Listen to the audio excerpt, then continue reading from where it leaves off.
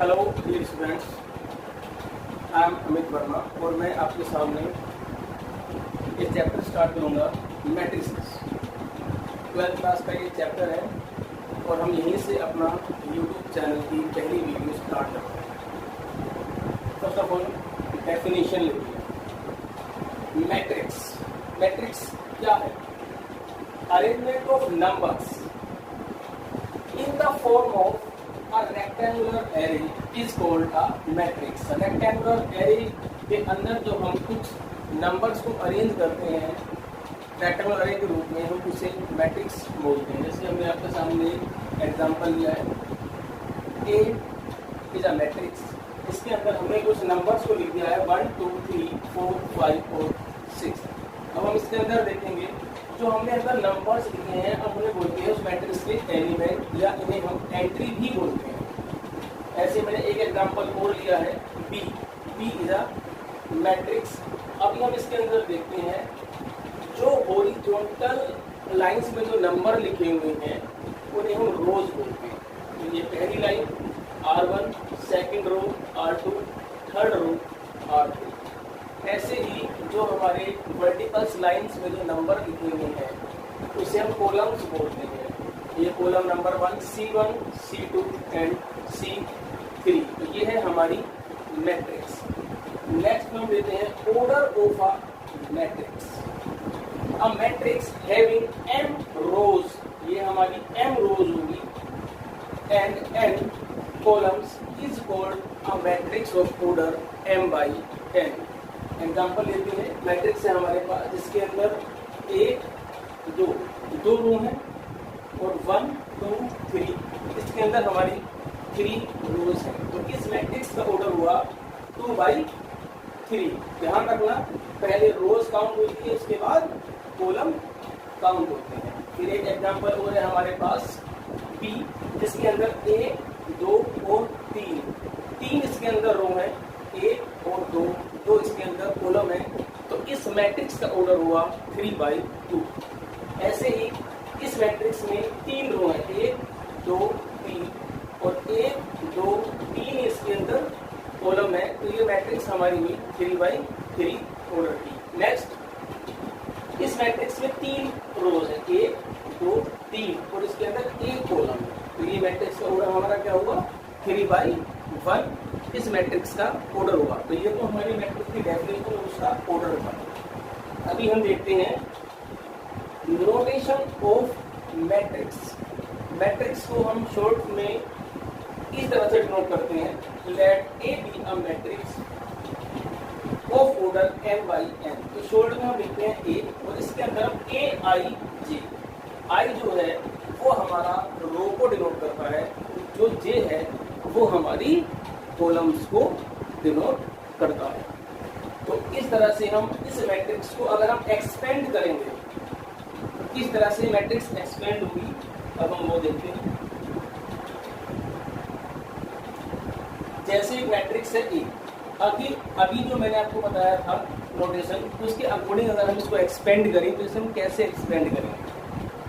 A11 A12 A13 A21 A22 A23 A31 A32 A33।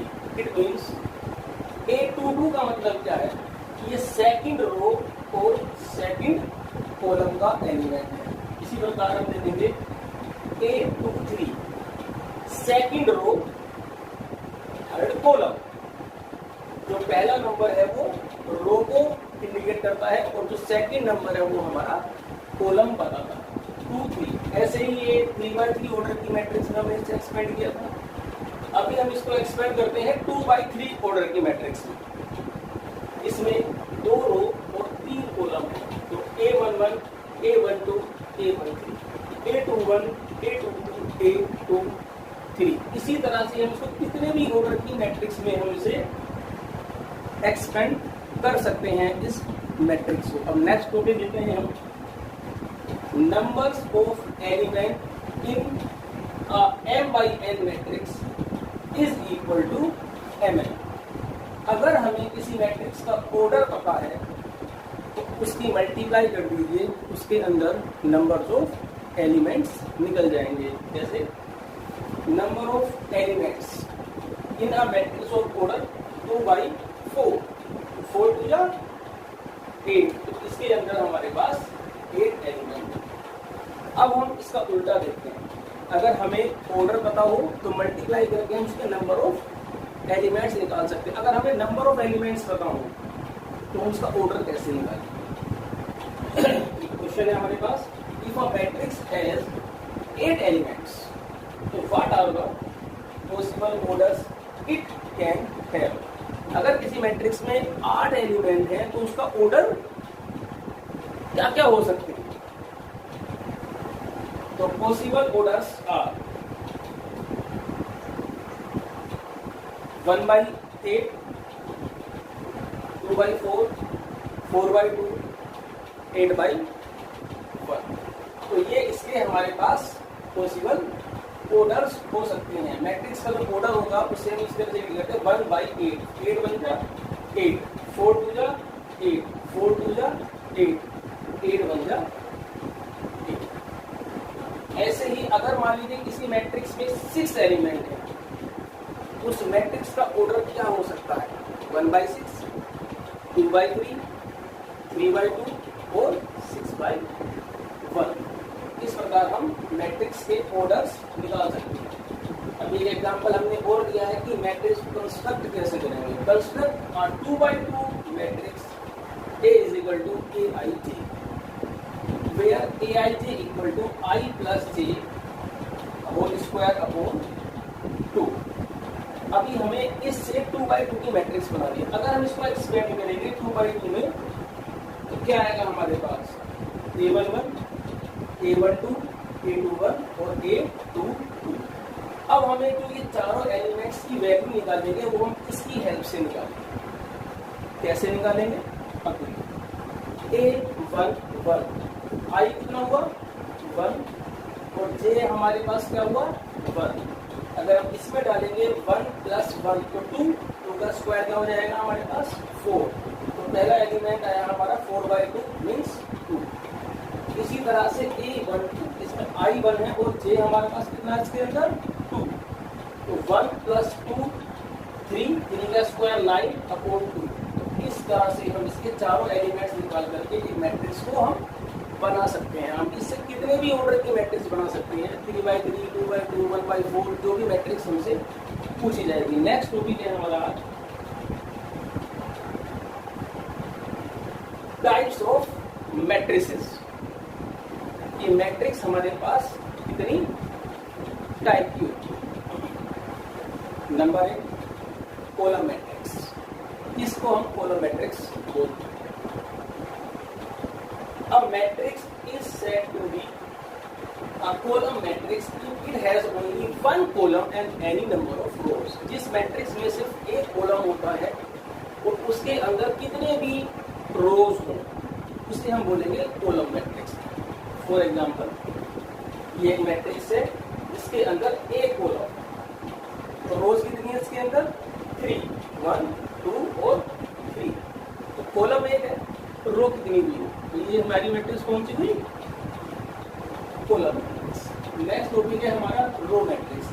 इसकी definition भी same column matrix की तरह है, बस इसमें नंबर ऑफ कॉलम 1 होंगे, सॉरी नंबर ऑफ रोज 1 होंगी और एनी नंबर ऑफ कॉलम्स होंगे। कॉलम्स इसके अंदर कितने भी हो सकते हैं। जैसे इसका एग्जांपल है B इज अ मैट्रिक्स जो हमारी 1/4 ऑर्डर की मैट्रिक्स है। इसके अंदर एक रो है और इसके अंदर कॉलम कितने हैं हमारे पास? 4 कॉलम। तो इसका ऑर्डर कितना हुआ? 1/4। नेक्स्ट है हमारी square matrix. A matrix in which the number of rows are equal to the number of columns. जिस मैट्रिक्स में नंबर ऑफ रोज और नंबर ऑफ कॉलम्स आपस में इक्वल होते हैं उसे हम क्या बोलेंगे? Square matrix. जैसे कॉलम हमारा तो एग्जांपल है, इसके अंदर 3 रोज हैं 1, 2, 3। तो कॉलम कितने हैं? 1, 2, 3। तो ये 3/3 ऑर्डर की स्क्वायर मैट्रिक्स हो गई। ऐसे ही 2x2 ऑर्डर की स्क्वायर मैट्रिक्स, 4x4 ऑर्डर की स्क्वायर मैट्रिक्स, 5x5 ऑर्डर की स्क्वायर मैट्रिक्स, इतनी भी हमारे पास ये मैट्रिसेस हो सकती हैं। नेक्स्ट डेफिनेशन है हमारे पास डायगोनल, नेक्स्ट डेफिनेशन है हमारे पास डायगोनल मैट्रिक्स की। लेकिन डायगोनल मैट्रिक्स से पहले हमें देखना पड़ेगा कि मैट्रिक्स के अंदर डायगोनल कहते किसे हैं। सबसे पहले डायगोनल सिर्फ स्क्वायर मैट्रिक्स में ही होते हैं। स्क्वायर मैट्रिक्स जिसके अंदर नंबर ऑफ रोज और नंबर ऑफ कॉलम हमारे इक्वल होते हैं। तो इसी का एक एग्जांपल है ए आई सी या matrix of order m by n या स्क्वायर मैट्रिक्स। तो जब हम इसको एक्सपेंड करते हैं 3x3 ऑर्डर पर, तो a11 a12 a13 a21 a22 a23 a31 a32 a33।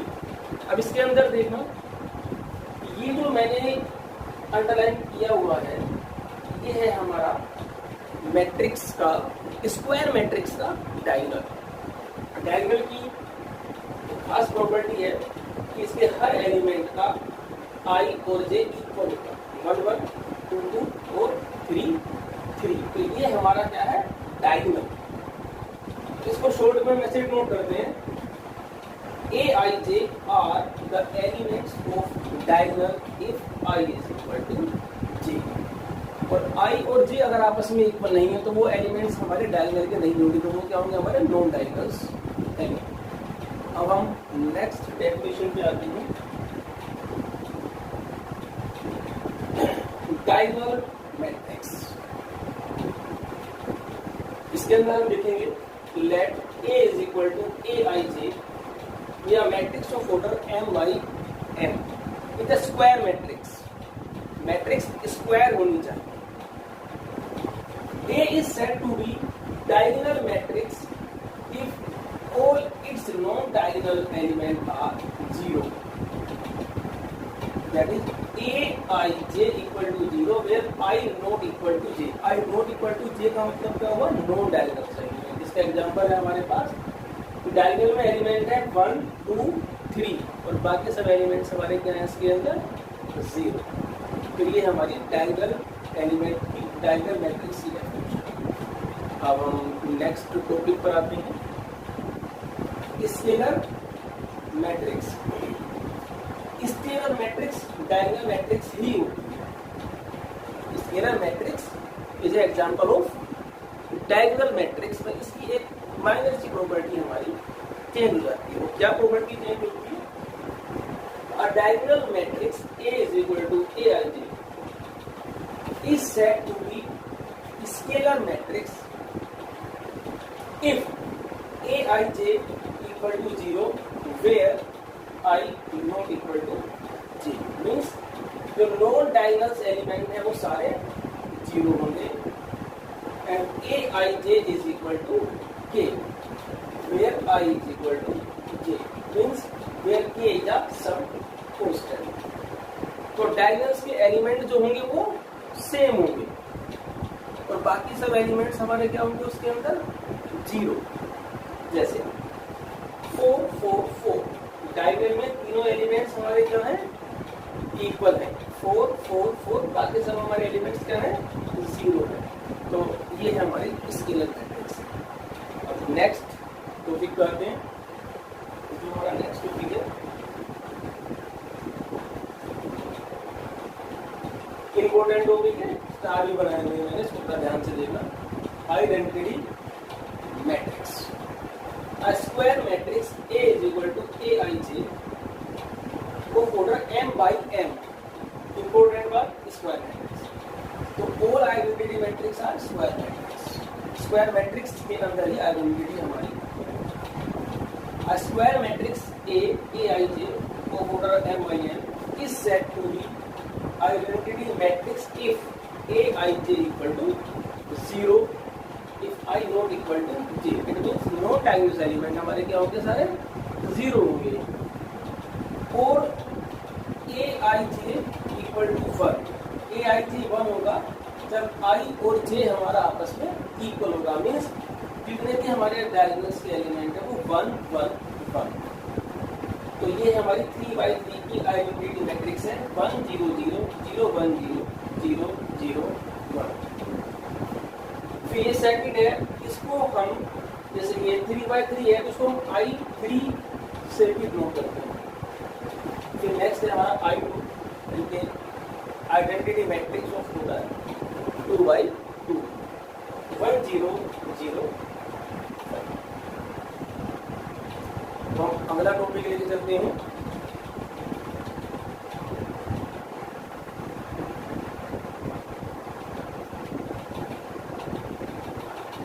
Equality of matrices.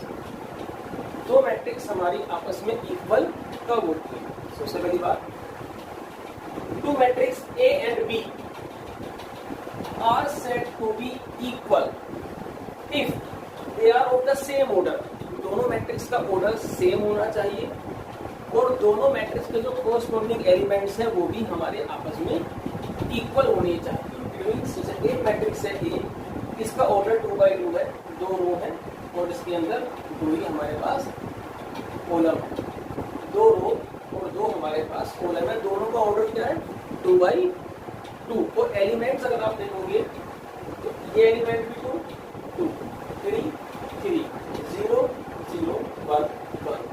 दोनों मैट्रिक्स का ऑर्डर सेम है, कोरस्पॉन्डिंग एलिमेंट्स भी हमारे आपस में इक्वल हैं, तो ये हमारी मैट्रिक्स के अभी दोनों आपस में इक्वल।